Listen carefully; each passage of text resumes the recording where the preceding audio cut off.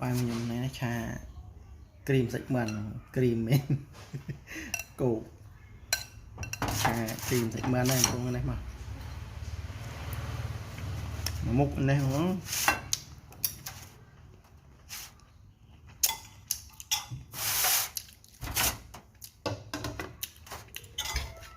thịt tinh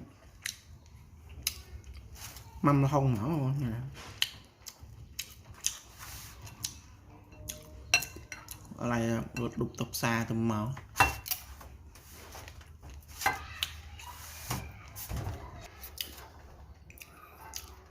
sạch mình liên nhé bọn cốp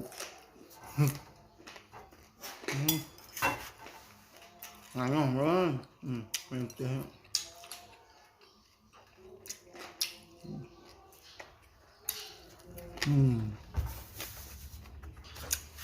cái đó không phải nó tụi nó liên cạch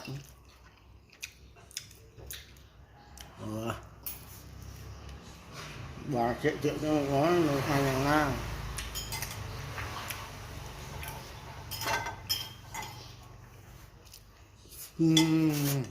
ngon